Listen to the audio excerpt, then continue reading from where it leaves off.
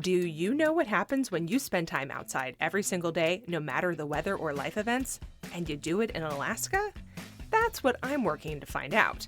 I'm Amy Bouchatz, and this is my weekly outdoor diary where I tell you what I've been seeing and learning through my own daily outdoor habit tackling the Humans Outside 365 challenge. Sometimes it's awesome. Sometimes it's hilarious and full of fails. But it's always my real life. Let's go. With 2 weeks at the time of this recording between me and the very scary day in the Grand Canyon, I'm still feeling a little raw in some surprising ways, and I think it's important to talk about it. First, a recap of what happened in case you didn't catch the story. Plus, I've got a quick ask related to that. I headed to the Grand Canyon a few weeks ago for a rim-to-rim hike, south rim to north rim, with a friend and her friend. Without using any names, I also didn't use any in the other episode I recorded on this. One of the hikers was grossly unprepared for the adventure and put us all, herself, me, and her mutual friend whose birthday we were celebrating, in serious danger because of her choice to not train and then hike anyway. And I put myself in danger by going on the hike with someone I knew was not prepared, but choosing to believe the best about the situation. At the end of the day, literally it was midnight when we finished, we spent 19 hours on the trail, 5 of those at the end of the hike relying on only 2.5 liters of water, and ending in near hypothermic conditions. Between the bottom and the top, the temperature dropped more than 40 degrees, and all of the many layers I brought were insufficient against the wind, rain, thunder, lightning, hail, being soaking wet, and basically standing still as this hiker struggled mightily up the trail. The situation was a lesson in following your intuition. I should never have ignored mine and gone on a hike with someone I suspected would put me in danger. And it was a lesson in the importance of honesty. If you are not ready for an adventure, you have to be honest with yourself and ask if going anyway will put you, the people you're with, and at worst, the people who have to rescue you, in danger.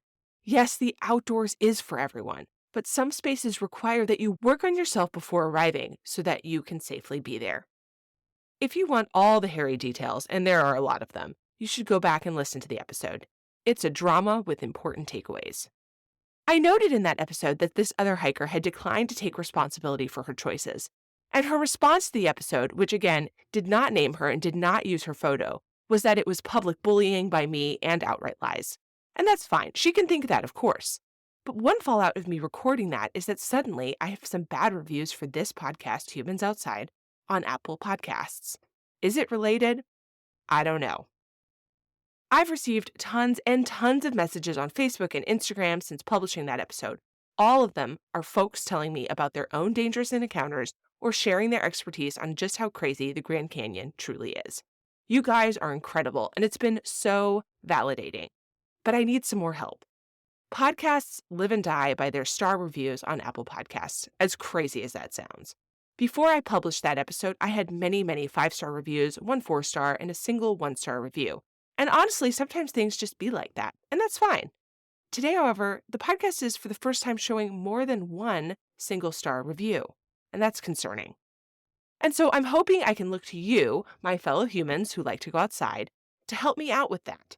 Will you leave me a 5-star review, or better yet, a 5-star review and a note about what you like about the show? So that's my ask and little drama. Help a girl out, would you? Okay. Now I want to talk about how it feels to come off something scary like that adventure and heal, and how crazy long it seems to be taking. 2 weeks ago seems like yesterday and also a lifetime. Just 2 weeks ago, at this moment, I was still in the Grand Canyon, hours and hours from the top, and really just getting to the part where things started to move from upsetting and high pressure to actually dangerous. The morning after we got out, I immediately recognized how raw I was feeling.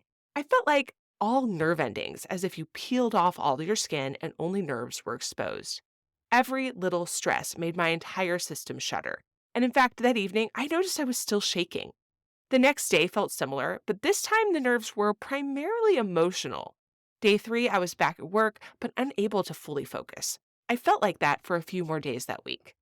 I also felt irrational, like I was afraid of things and people's reactions that made no sense. For example, I was worried that my friends had stopped trusting me.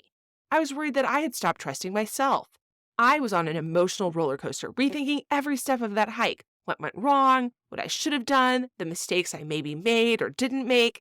Periodic reality checks with my friend who was also there were necessary. And that sounds crazy now. Why would I think those things? Why couldn't I just be my usual gut-led, confident self as I looked back on it? As the days have gone by, I find myself more and more back to normal, sort of. Even 2 weeks later, I've noticed that I'm still more sensitive than normal to circumstances that feel unsafe or uncertain. I know, for example, that I do not melt in the rain and that the only run I regret is the one I don't take. But the idea of going and risking being wet and cold still feels like a bridge too far. I know that every day I go outside for 20 minutes, no matter the weather. Yet, multiple times I have found myself delaying and delaying, lingering in the safety of my house. I get out there anyway, of course, but I have to think that this fresh hesitancy I've been feeling isn't just suddenly cooler weather outside, nor is it me being busy at work. I have to think it's tied somehow to the long haul, very scary thing I did not even 15 days ago. I have to remember that it's okay to pause and say, yeah, that really was bad. And yeah, it might take me a hot second to be ready to go out and do even small things that feel risky. It does not mean I'm not getting out there and trying. It just means I'm acknowledging that muscles aren't the only thing that recovers after a big adventure. Nervous systems do too. For me, the Grand Canyon wasn't a physical test. It was a nervous system one. And I'm still working through that even if I don't realize it moment by moment. Maybe you've experienced something big and scary outside too recently, or maybe you can think back to a time something crazy happened and it took you longer to fully recover than you thought it would. If that happened or is happening, it's okay. I'm out here doing that too. And I have to believe any given circumstance or experience is not just a me thing. And it's not just a you thing. It's a human thing. And there's comfort in that. If you want to see photos of the low-key outside things I've been doing while I work through this, check out Humans Outside on Facebook and Instagram.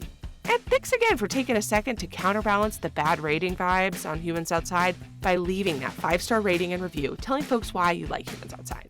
I sure do appreciate you. Until next time, we'll see you out there.